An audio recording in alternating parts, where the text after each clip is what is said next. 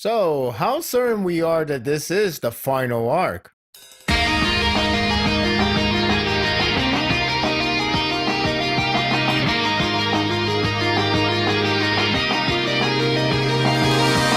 The last chapter was emotional with a great ending to a great battle.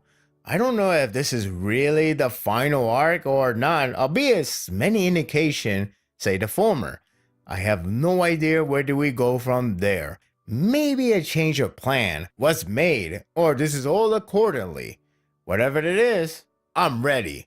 This chapter delivered the fallout from that great battle that cleverly segued to the battle that instantly got me very intrigued.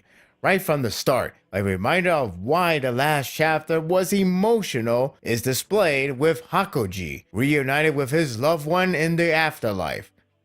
Damn, I really like this ending. I joke around using the phrase coolest guy ever to say how a bad guy gets away with the worst deeds, but this one was handled so well, he truly earned it. Akaza is finally gone, and despite all the kills, he deserved this. Rest in peace.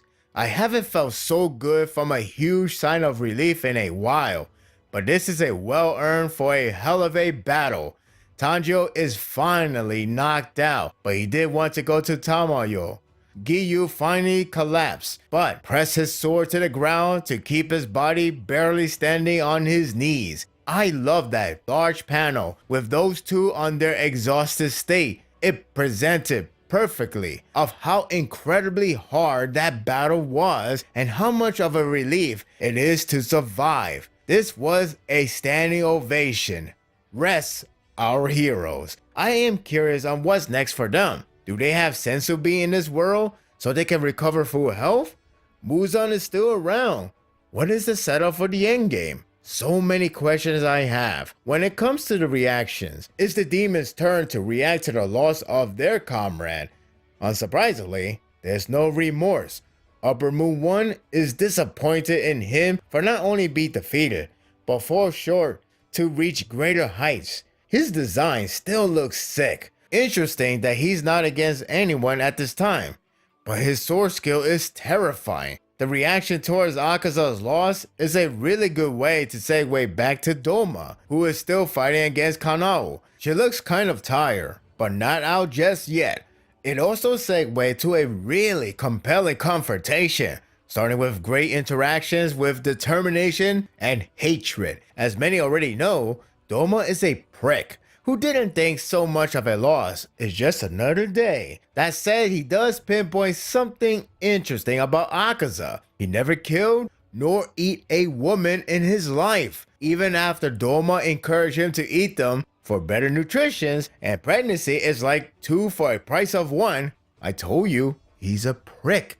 Akaza never took that in. Clearly, his love for Koyoki is so powerful, even demon life can't change that. How can a writer continue to make someone such a wonderful person, even after death, let alone a demon? So well earned for a proper burial. Doma cries because his best friend died.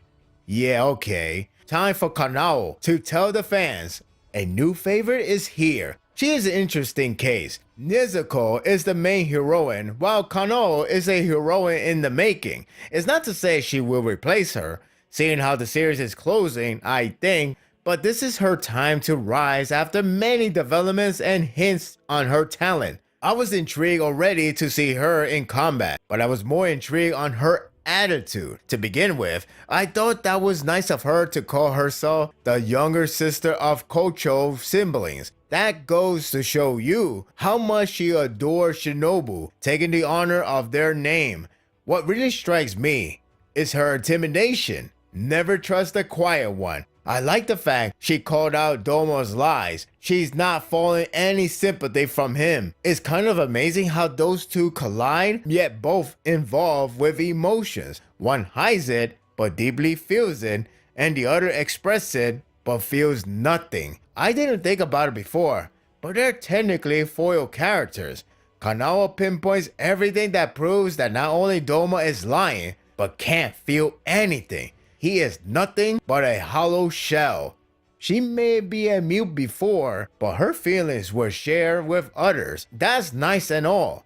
But here comes the insults. It's worth noting that she was handling the conversation normally with a blank expression. That is until she starts talking about how he is so clever to hide his inner feelings, which is none. When she starts smiling, I thought, oh crap, she is sadistic. She is taunting him so bad that line about him being born is pointless is a stab to the heart. I mean, ouch. Ouch. When you made Doma pissed off, you know you're doing something right. She is after for his blood. I'm more hyped than ever. She closes it off by restating about pointless birth. Now with a charming smile. Did the best girl just spawn? The strike exchange scene is really good. Doma tries to catch her off guard, but nicely dodges and brutally slash him for his guts to spill. We get a clarification on Shinobu's last message for her. It was a sign to brief her to avoid breathing powder freeze. That explains why Kanao didn't lose already. It's worth reminding that speed is key as it comes down to swift and fatal contact. She have the speed and strength, so this is going to be a really good battle. Now the question is, will she win on her own?